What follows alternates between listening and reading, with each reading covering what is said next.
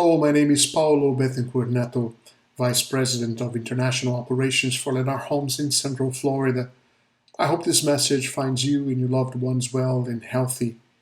This is a market overview talking about Central Florida, where we were last year, where we are today, and where we are going. I hope you feel as excited about our city as we are. Orlando is and will continue to be the happiest city in the world. And we are looking forward to welcoming you into our family very, very soon. Be well, stay safe. In this video, I will briefly introduce Lennar Homes and what makes us special in our market. Then I'll talk a little bit about Orlando immediately before COVID, during the pandemic, and finally I will discuss what is expected to happen in our market in the upcoming months. So please allow me to start by briefly introducing Lennar Homes. Lennar is the largest home builder in the United States by gross revenue. We were founded in 1954 and have been a public traded company since 1972. We are developing roughly 1,200 communities in 21 states and have sold over 1.1 million homes in our history. Last year, we delivered close to 53,000 homes, which represents 145 homes per day or one home every 10 minutes. Fortune magazine named Lennar the world's most admired home builder in 2021, recognizing our dedication and service to our international customers. Here in Central Florida, we have the most successful and comprehensive international sales operation in our company. We sell over 1,000 homes a year to international clients in more than 50 countries. We made the process of selling homes to international clients extremely simple and easy. Our homes come with everything, from all upgraded appliances to smart home technology. Everything is included. We are a pioneer in smart home technology. We are the first home builder in the country to deliver homes with a Wi-Fi system that eliminates all dead spots around the home. As of today, every Lennar home comes standard with smart locks, smart thermostats, smart doorbells with camera, and now even a smart leak detection system that automatically turns off the water to the home if a leak is detected. All this technology is included, and it brings peace of mind to our customers abroad because they know that their valuable homes are protected. Here in Central Florida, we are currently building around 70 communities and sub-communities in the Orlando metropolitan area and are now expanding all the way to the Atlantic coast. Now I'm going to invite you to take a time machine with me so we can look at Orlando right before the pandemic started in 2020. By the end of 2019, Orlando was being hailed as the touristic capital of the United States. We had 75 million people visiting us that year. We are known as the theme park capital of the world, but in recent years we've also been recognized for our robust growth of a local economy driven by industries such as aerospace engineering, medical sciences, and technology. In fact, for 4 years in a row, Orlando experienced faster job growth than any other city in the United States. At that time, we were adding 800 new jobs per week and had one of the lowest unemployment rates in the country. But this excitement was not just about quantity of new jobs, it was also about the quality of those jobs. Orlando became the #1 city in the country in STEM job growth: science, technology, engineering, and math. By then, if we looked at the past 5 years combined, Orlando had produced more high-income jobs than any other city in the United States. This job growth was fueling the population growth, which was adding about 60,000 new residents to the city each year. Now, Forbes looked at this growth and declared Orlando to be the #1 place to invest in housing in 2018. And in 2019, Forbes doubled down by declaring Orlando the #1 place to invest in a second home or vacation home in the United States. So that, in a nutshell, was Orlando right before COVID-19. At this point, our time machine is moving past April of last year. We are going to be looking at the effects of the pandemic in our real estate market in Orlando in 2020. First, we will talk about primary residential homes, and later we'll discuss the short-term rental market. So let's begin the residential housing market analysis. After a few months of lockdown in 2020, people's views on what a home should be like and should feel like was beginning to change.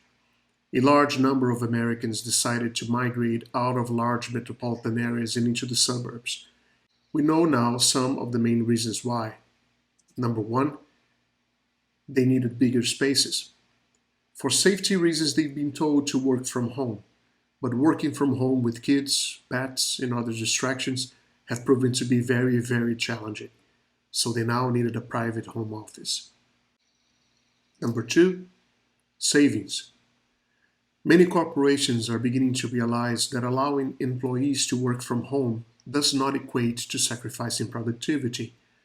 Even more surprising is the fact that researchers are now discovering that people are working more hours from home than they did at the office.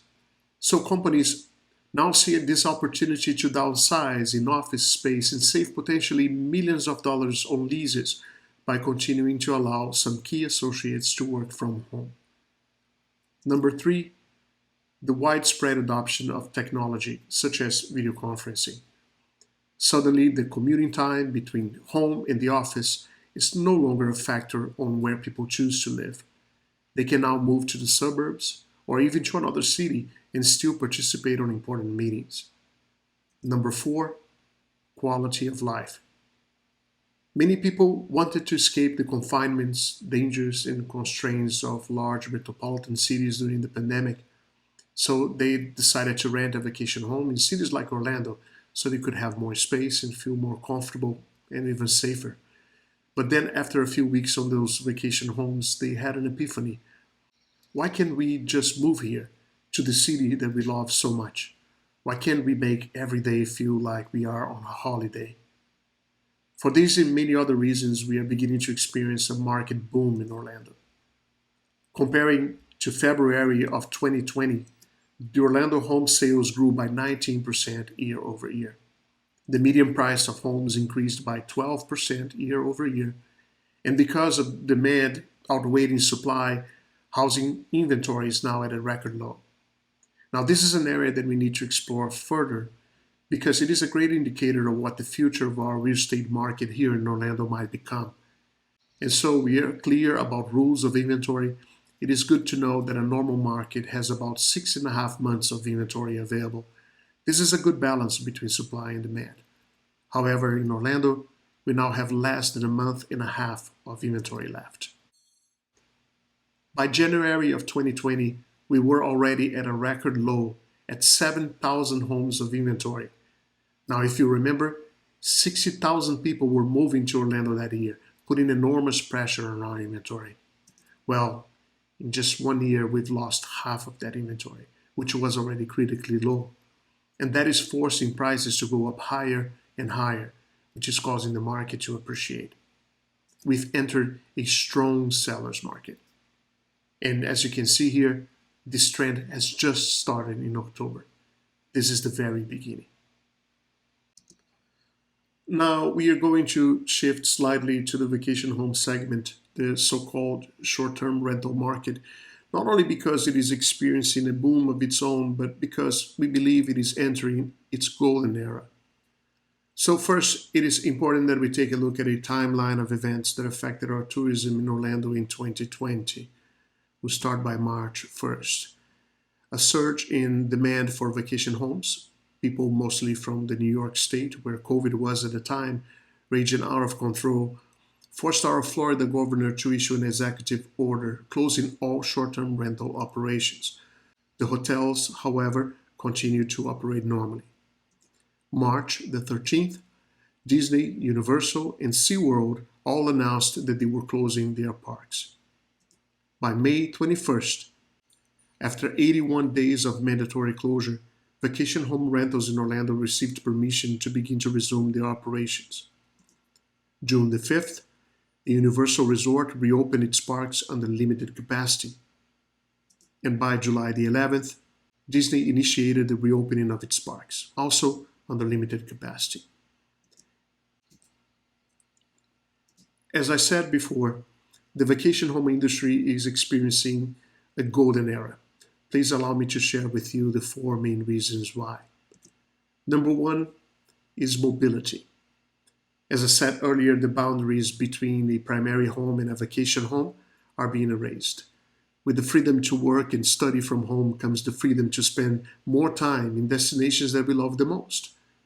People no longer need to wait for the kids to be off from school or to be officially on vacations.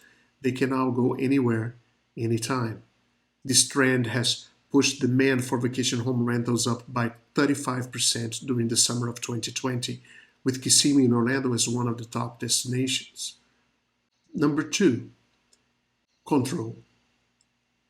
In November of 2020, the Center for Disease Control, the CDC, put out a warning that shook the hospitality industry. As the holiday season was approaching, the CDC warned travelers against staying in hotels and in favor of staying in vacation homes. The CDC publicly declared what millions of people were already intuitively realizing, that hotels are basically like vertical cruise ships, in the sense that we are forced to share space, breathable air, amenities and objects with thousands of strangers. There is a growing consensus that even after the pandemic is long gone, many travelers will continue to feel uncomfortable using traditional hotels because logic compels people to ask questions such as, would you share your toothbrush with a stranger? If the answer is no, then why would you feel comfortable sharing a cup, a fork, a spoon that has been in somebody else's mouth just 30 minutes ago? A vacation home, on the other hand, is perceived as an environment that we can control, a bubble. When staying in a vacation home, we decide with whom we'll be sharing the air and our personal things. This public sentiment in favor of short-term rental homes was clearly expressed when Airbnb debuted on Wall Street last December. This company, founded in 2008, is now worth more than Marriott and Hilton combined. Let that sink in for a minute. Number three, it is a home that helps pay for itself. You can use the vacation home whenever you want it, and then rent the rest of the time that you're not using it on platforms like Airbnb, rather than leaving the home sitting empty and idle. It is an income-producing asset that you can both enjoy and profit from. This is driving an unprecedented growth in vacation home ownership all across the nation, but more specifically here in Orlando.